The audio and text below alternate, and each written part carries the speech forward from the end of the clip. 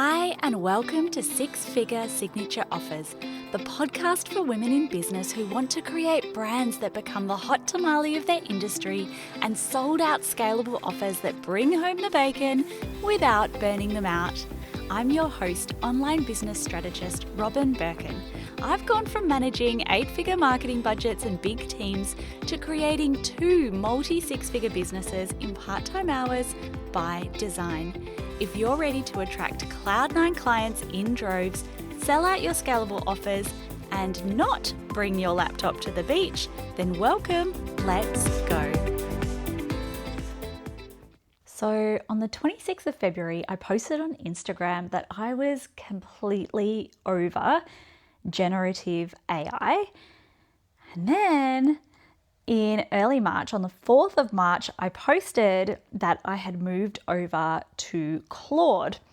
So today's episode is a little bit of a conversation, and an honest and a real conversation about why might you move, what do we need to change, what do we need to consider in relation to AI, and what am I using AI for versus what am I not using AI for. And I think it's a really important conversation to have, because what I see right now and what I have experienced is a lot of hype about generative AI, large language models, and what all of these things that people are using it for. And it's complex, and there's content creation tools, and there's like, I just write this one thing and instantly, boom, bada bing, my laundry and my washing is done, and it's amazing.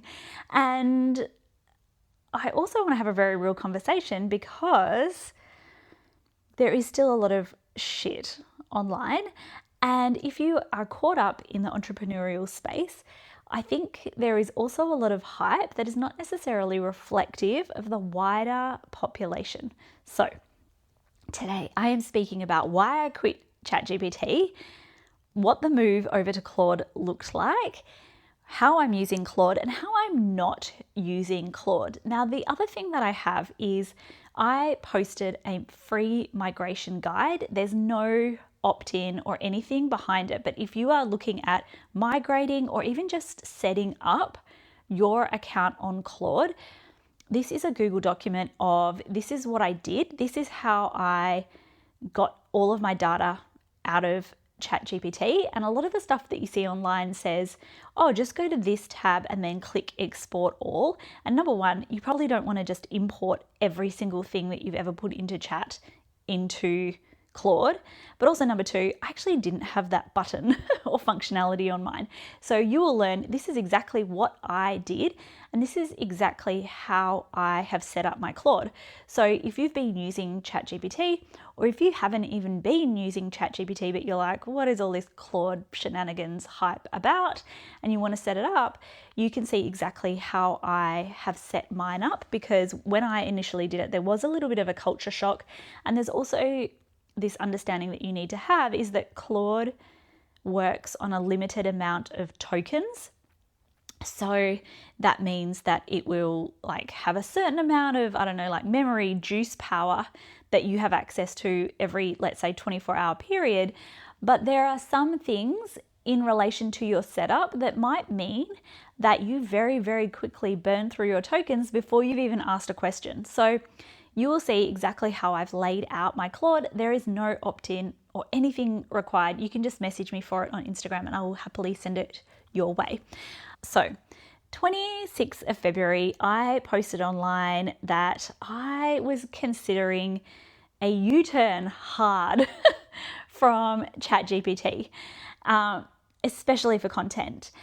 And one of the reasons, there's lots of reasons for it, but one of the biggest reasons for it is that it's not creating good content. And the thing that gets me is I hear all of these people being like, oh no, mine's trained great. Mine's trained in my voice. Mine does X, Y. And look, it can give you some little nuggets of gold / insights, but you also need to know what you're looking for, and you also need to understand things like copywriting, things like conversion copywriting, things like a launch sequence and how that works.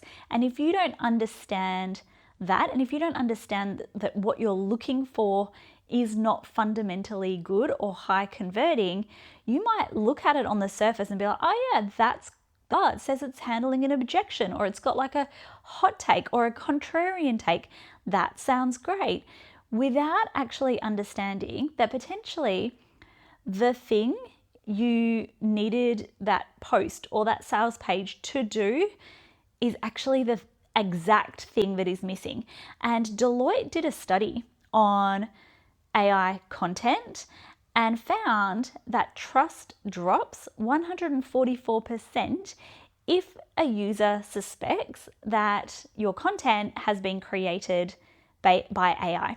So that could be AI photographs, which I've never seen an AI photograph that looks exactly the same, but that also could be AI text. And there are so many giveaways for AI text. But again, coming back to it, even if you remove all the M dashes and you remove all of the staccato and like contrast framing in what it is that you can do, number one, you can still smell it. You can still taste it when you know what you're looking for, but it's also almost always missing the tiny little nuances that are the exact things that sell. In a trust recession, trust is really important. And when we are flooded by content, by other creators, it is important for us to, number one, be original, but number two, to build trust, and number three, take conversions anywhere we can get them. So what you risk when you are like, oh, but it's a little bit quicker to create, for example, my content using AI, you have to then take that gamble that could significantly diminish trust with your audience if they suspect that you've used AI, and they might be using AI much more than you and recognize it far more than you, but also that you might be missing the exact same things that lead to conversions. And one of the reasons I know this is because all day long I audit my clients' content and I can see it, even when they are people who liberally use AI. And even when I look at the AI experts, I can see and smell and taste all of their AI content, and it's not that great, right? So I had looked at content. I looked at everything that we were doing in Chat GPT. I was like, it's just not that great. But also, by and large, a lot of what is in large language models, or a lot of what we are doing, and audit yourself as you're listening to this, is time wasting and busy work. It's not impactful work. And the way that I run my business and aspire to run my business is I want a very lean and simple and repetitive business. I don't want a lot of moving parts. I don't want a lot of teammates, whether they're robots or whether they're human beings. I don't want a lot of people on my team. And I don't want to be doing a lot of stuff. I don't want to have like automatic LinkedIn DMs over here and automatic Instagram messages over here and a team member that, I don't know, scans the world for news articles so I can jump on every single thing. That's not the type of business that I want to run. And if you work with me in, let's say, the Peace and Profit Mastermind, you know that I run a business, and the way I come across is that I'm very cool and calm and collected. I run a very regulated, rinse and repeat, and very simple business. And that is the business I aspire to run. But when I look at a lot of AI and even the things that I'm doing in AI, I'm like, does this really need to be done at all? In order for me to reach my revenue goals, is this something that is actually required? Or is this just shiny object syndrome, ADHD, hyperfocus, me getting into the weeds and the nitty-gritty of a cool little new tool and getting distracted by the actual things that make money, which in 2026 is usually conversations, human connection, meeting and talking with people in real life, and using your human brain and your originality. So when we look at AI and when we look at, for example, content and what AI delivers, AI is basically scrapes the web for what already exists. And the spoiler alert is that something ridiculous like 80% of what already exists on the internet for any women listening, it has been created by a man. AI also has no ethics. It doesn't inherently know what is right from wrong. It doesn't understand the nuance of human experience. And so you will put something in, it's going to look at what already exists on the internet, which may or may not be related to what you want to do, and most certainly will almost never be innovative. And it's going to give you back what is likely the average of that output. So to my mind, a lot of what we are doing with generative AI is like pollution. It's polluting the internet with average. And the question that I ask myself again and again and again is, if we are generating huge amounts of content and outputs using AI, some of which we use, a lot of what you are probably putting into AI is stuff you will never ever use again. You just chuck it in there and go about your business, or you'll put it out there and have this, high output of sameness as everything else. So does that then lower the bar and become a spiral of average that gradually gets worse? That is the question that I ask myself. So is it a little bit like pollution? Like, are we just polluting the internet and the world with junk? So stay tuned to the end of this episode, because there are many ways that I am still using AI and I want to speak to that. But speaking still to AI, whether or not that is making us dumber, it's not only making us dumber because it's possibly diluting the thought leadership and expertise of what already exists on the internet, but it's almost like it's training us to not use our own brains and our own thought leadership and our own discernment in what we do.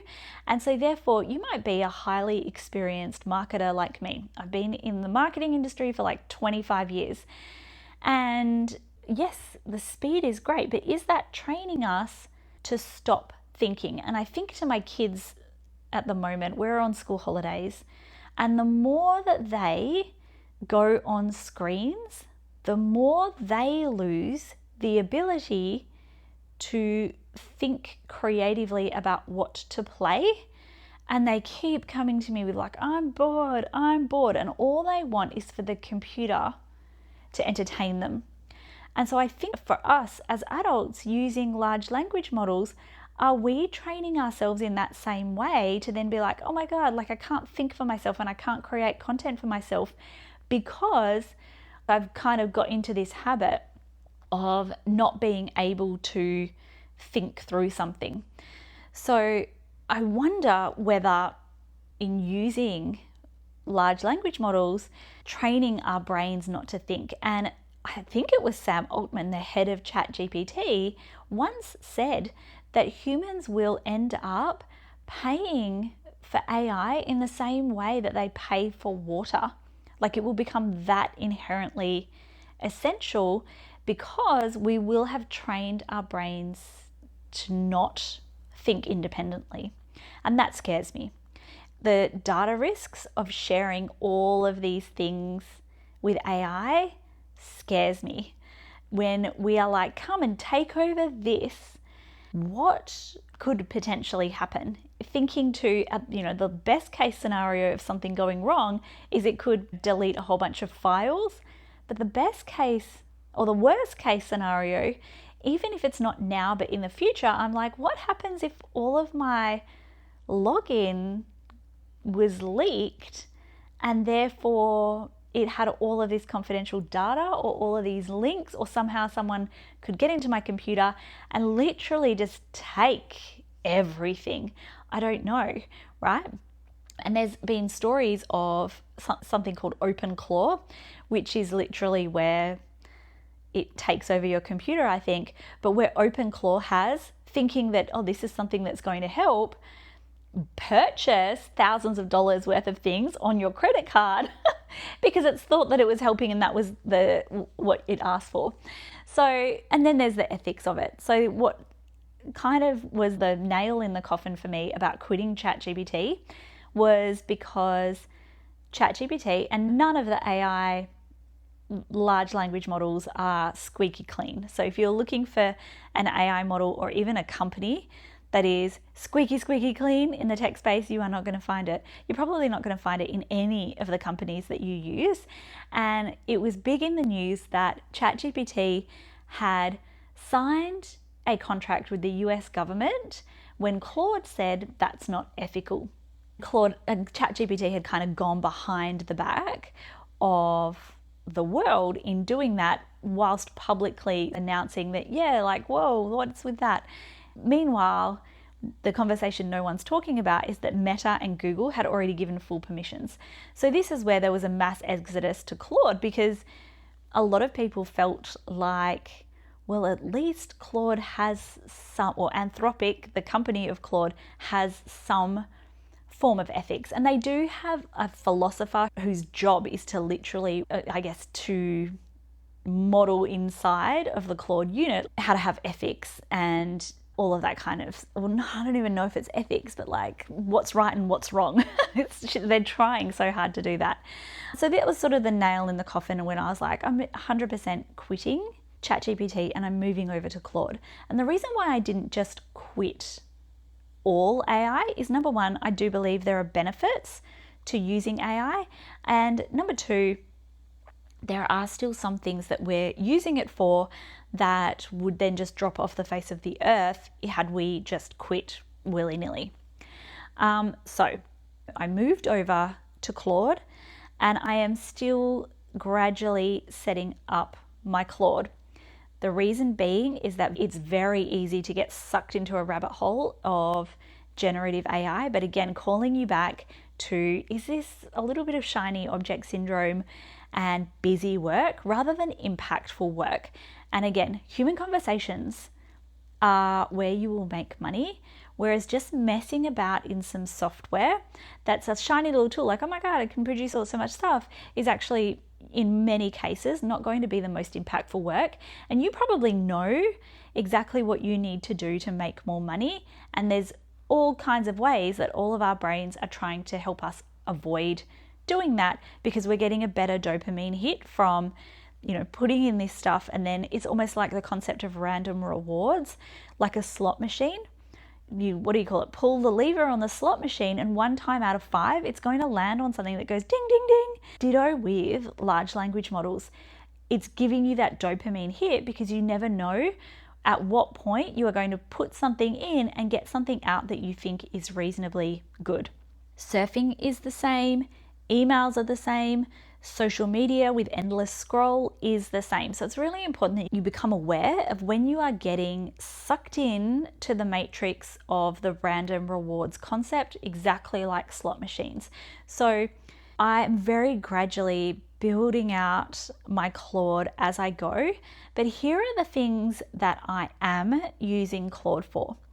Number one, and probably the thing that we use Claude for the most, is the podcast production.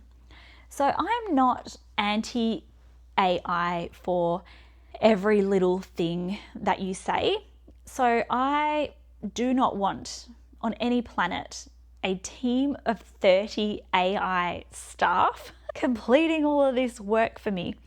The question that I think of when I think of that is, who's checking the work? And if I've got real human beings, someone needs to be there checking the work to make sure that there's no fires or that fires are put out. And I don't want to be that person. And I don't want a big business with like a team and have a person that just checks the AI. I don't want any of that. So again, coming back to, well, what is the most impactful work that we can do? So my assistant, Tanya, produces the podcast using a combination of Claude and Descript. So ideate and record the podcast completely out of my brain. So I will set the topic. I will then write out a few notes 100% organically, and I do that by working backwards from what it is that I'm selling, who my Cloud9 client is at the time, and create it 100% from scratch. She then takes that transcript, so she will take that original thought leadership and that original language, my thought patterns, my speech patterns, and she will then edit the podcast, she will then turn that into show notes and a blog post. Our show notes are very brief. Our blog post is a little bit more detailed and step by step, but it's all coming originally from my own brain, not this like circle jerk of AI to AI, whatever. So other uses that I can see us potentially using for that in the future is to take the transcript and then identify what portions of the text are most likely to be engaging for our audience, for example, on Instagram. And then do I just re-record that in a snippet, or do I then go and we just take that transcript and add, let's say, B-roll behind it? The goal is that we will soon potentially have a video podcast, but I don't love the way almost any other video podcast comes across. So I'm still thinking to that, because I do love a good podcast, and I do love especially an audio only podcast.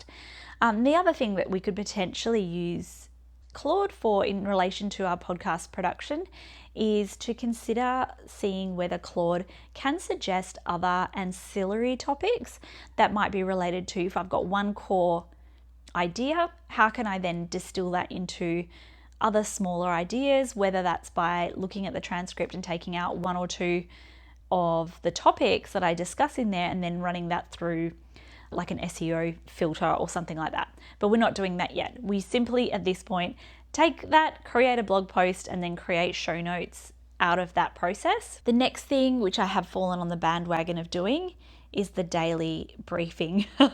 If you have attended any webinar on using Claude, you will know that Claude has the ability to create for you a daily briefing.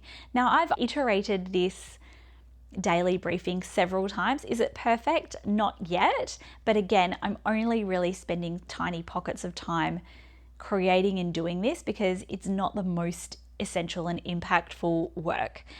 So here's the things that are in my daily briefing. So I already have and had already created a daily, weekly, monthly, quarterly list.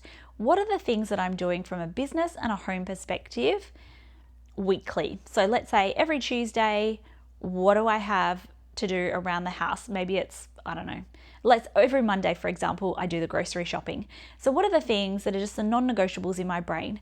And the way that I operate from an organizational standpoint is I never want anything to be my brain. If I can outsource almost like the mental load to something else, I'm all on board for that. So it takes the daily, weekly, monthly, quarterly list. It looks at, well, what is today? What day of the week is it? What month are we at? And then it gives me the list of like, here's what's on now. I also have an engagement hit list. So this is a list of people who are usually ancillary, like even just friends that I have online. And it reminds me to go and check in with them, engage with them, message them, just generally stay in touch and create, I guess, open loops in my social life and connections. It takes my daily non-negotiables. So I have several non-negotiables of things that I like to do. Obviously, one is like checking into Slack several times for my clients. Okay. What are the daily non-negotiables that I have in my business? It grabs that checklist. It shows me my content calendar. It shows me what client audits are in the system that are due. It shows me what birthdays are coming up for my clients. So all of that gets created. I guess I zooped and dropped in daily. I did have it as a Slack canvas, but I've now changed it to a Notion page. So it's almost like this one page that gets updated daily, and then it posts that page into our team daily check-ins channel on Slack. The next thing that I use Claude for is content and assets tweaking.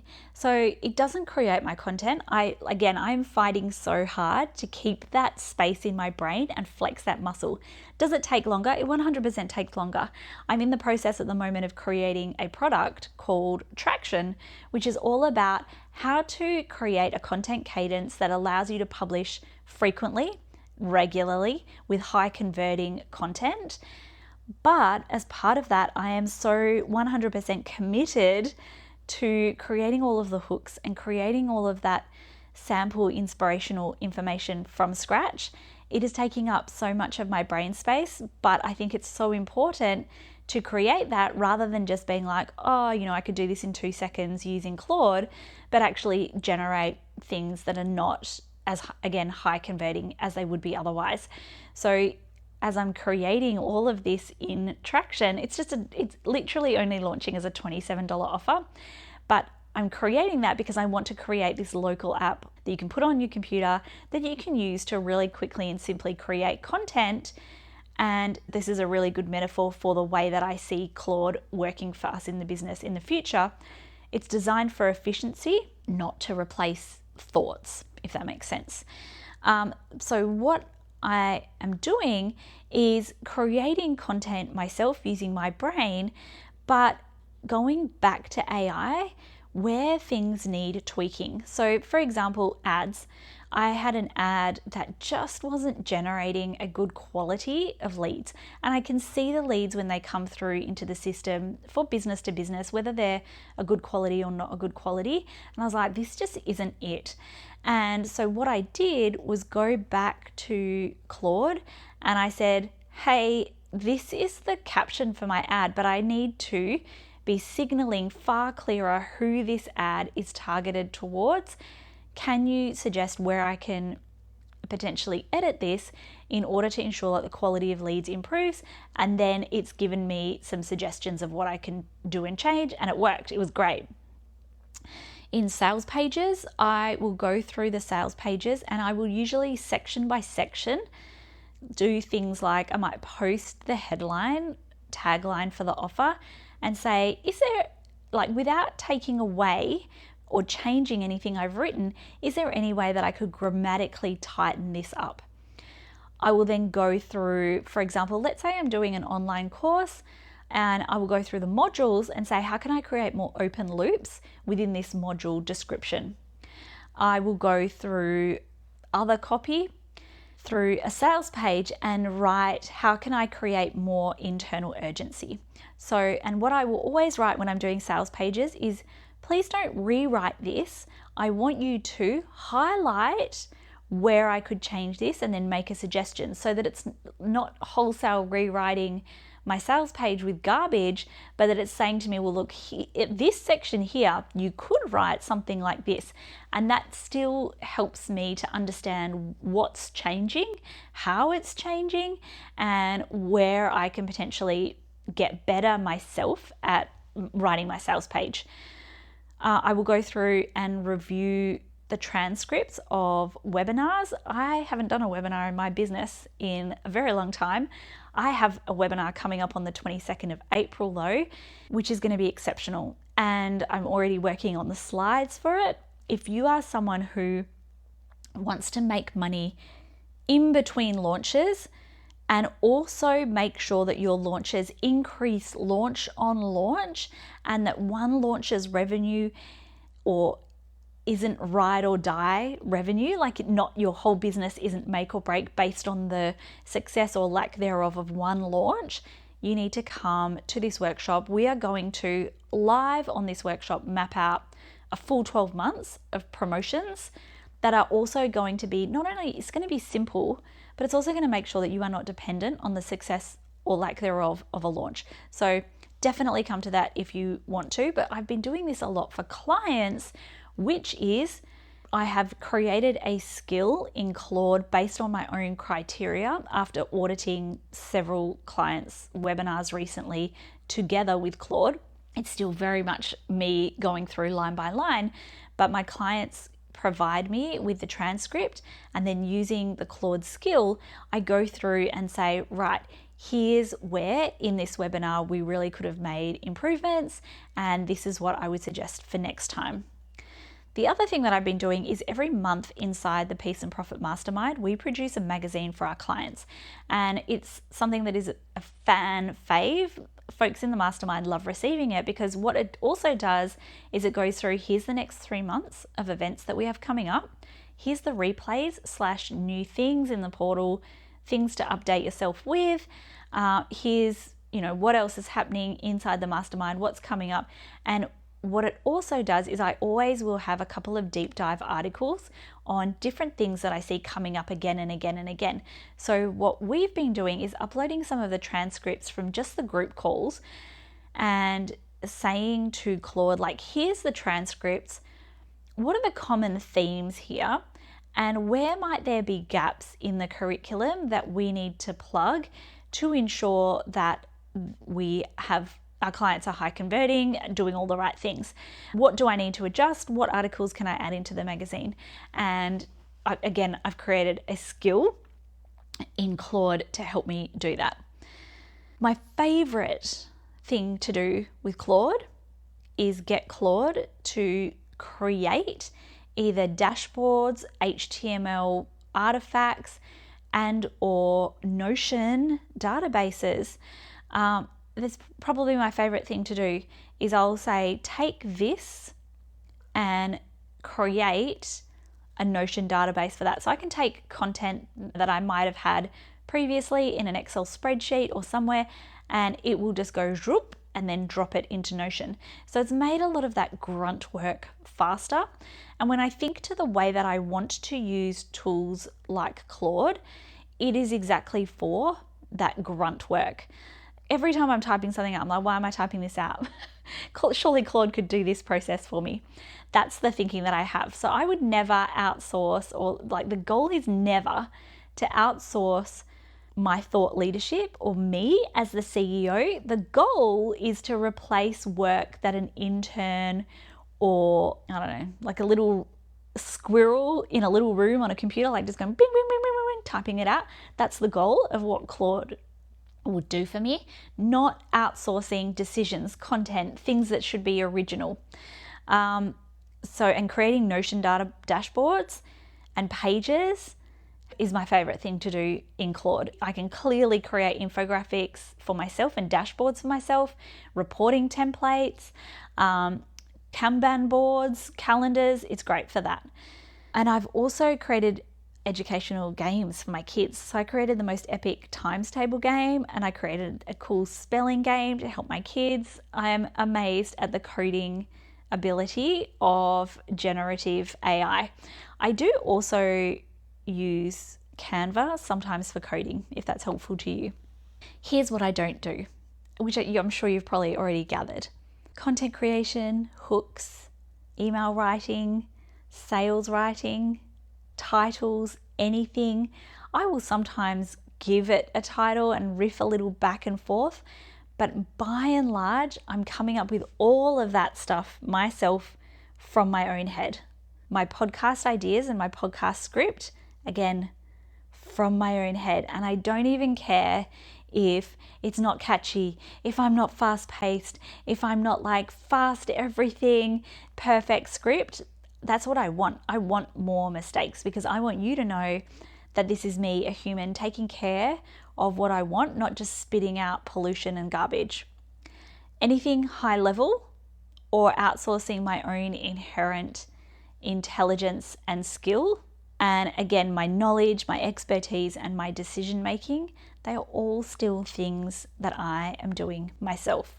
So I would love to know if you're like, Robin, you are missing out. I would love to know and hear from you in Instagram what I might be able to do differently. If there's something that you're like, no, I highly recommend this, let me know. Otherwise, if you would like that Claude migration Google document, that again, there's no opt-in, you just have to ask me on Instagram, then I'd be so happy to send that through your way.